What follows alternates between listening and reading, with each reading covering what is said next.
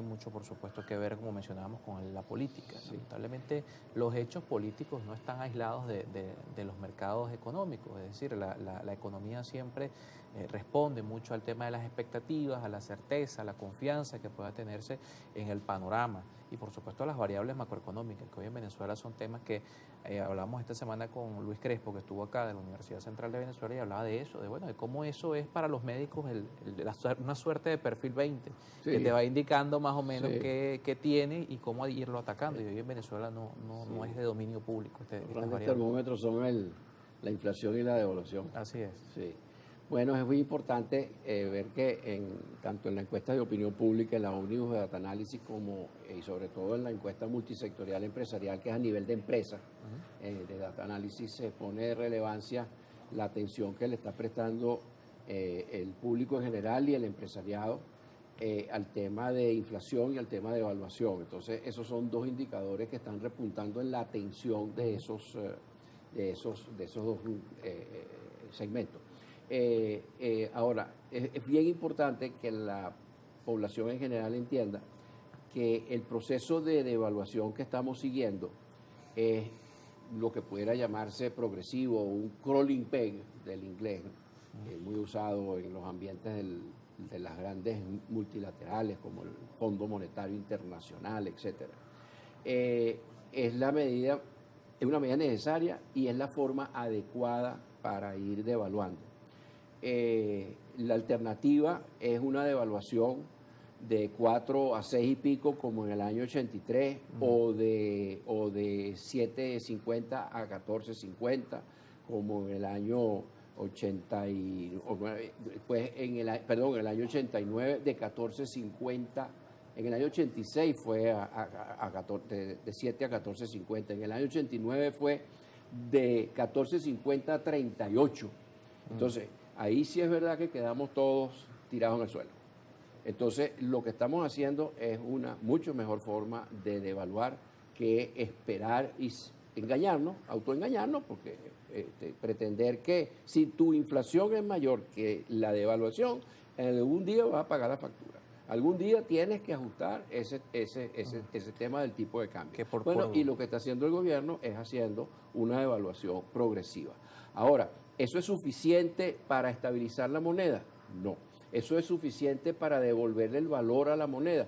No, va en sentido contrario. Entonces, ¿qué es lo otro que necesita hacer el gobierno para devolverle el valor a la moneda?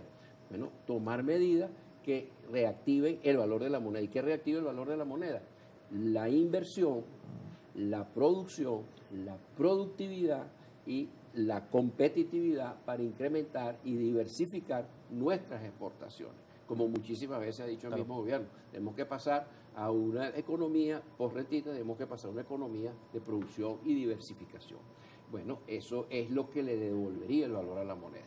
Claro, pero eso es un proceso un poco más lento que el proceso de devaluación progresiva, porque si lo analizamos, bueno, el valor del tipo de cambio por lo menos varía un bolívar por día, es decir, según el Banco Central de Venezuela, cuando viene actualizando, precisamente vemos que esta es la realidad. Hay un proceso progresivo de variación del tipo de cambio, pero no hay un proceso progresivo de creación de condiciones. Es decir, no se está mejorando a diario el tema del acceso al crédito, de todos estos temas que pueden ayudar a diversificar la economía. Sí. Y hay dos indicadores que nos dicen que ese proceso de inversión, producción, productividad, exportaciones tiene que acelerarse. Cuando en agosto del 2022 empezaron a abrirse las curvas entre los tipos de cambio, eso es un pitazo importante y en este momento también estamos en lo mismo. Pues. Entonces, ese es un pitazo de que estamos muy rezagados en acelerar la inversión privada, la producción. ¿Hay indicadores de que vamos en esa dirección? Sí, pero muy lento. Por ejemplo, no a la misma velocidad. Por ejemplo, la banca está prestando más. Ahora, el crédito está concentrado en los grandes y en los que tienen activos fijos que sirven de garantía. En la agroindustria, por ejemplo, o la gran manufactura. Pero no en pequeños y no en comercios y servicios que no hay unos bienes tangibles con que hacer garantía bancaria. El gobierno está acelerando la devaluación y esa es una cuenta que hay que pagar y lo está haciendo. El gobierno está gestionando que empresas del Estado entren bajo un contrato de administración con empresas privadas, sí, pero es lento, el proceso es muy lento. Son 1000 empresas del Estado aproximadamente. Entonces, pudiéramos tener más velocidad y más noticias al respecto. No se tiene, pero se está haciendo. Se han devuelto fincas o se han devuelto algunas empresas, etcétera. Sí, pero no lo sabemos y el proceso también es lento.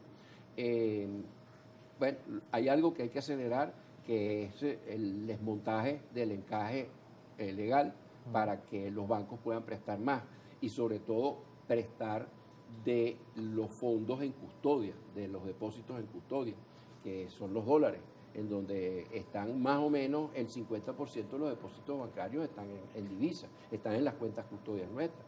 Entonces, de ese dinero solamente se puede prestar el 30%. Entonces tenemos, mira, una parte muy importante de la capacidad crediticia la tenemos estancada ahí. Otra cosa que facilitaría enormemente son las transferencias entre las cuentas de custodia. Yo te paso, así como te hago un te pago en bolívares, te pudiera hacer un te pago en dólares. ¿En qué perjudica eso a la economía, al gobierno, a la imagen de quién? A nadie. Porque fíjate que con el uso del dólar, cuando el gobierno empezó a entrar en ese proceso de desmontaje de la inflación en el año 2019, las tres grandes medidas fueron la liberación de los precios, la liberación del uso del dólar y la reducción de aranceles para facilitar las importaciones y que se llenaran los anaqueles porque había un problema de desabastecimiento importante. Bueno, eso ocurrió. Bueno, pero hay que seguir completando las medidas económicas, desmontando. Hay que pasar de algo que tuvo éxito, pero ya está estancado, ya dio lo que iba a dar. La política antiinflacionaria basada en restricción de liquidez, que son todas estas medidas que hay que desmontar, y luego altos impuestos, que le quite el dinero al consumidor y le quite el dinero al inversionista. Hay que pasar de esa medida, de ese enfoque que tuvo éxito, porque hay que ver la cara a 1.690.000% de inflación en 2018, a 600% en el 2019, a 400 en el 2020, a 200 en el 2021 y así sucesivamente. Pero en este momento la curva no terminó de bajar a un dígito al año, que es en donde funcionan la mayoría de los países. Entonces, que llegamos en algún momento, no al año, pero sí por lo menos mensual estuvimos en algunos momentos. Exacto, pero entonces en este momento más bien, desafortunadamente, todos los analistas estamos planteando, señores, la inflación este año va a volver a subir.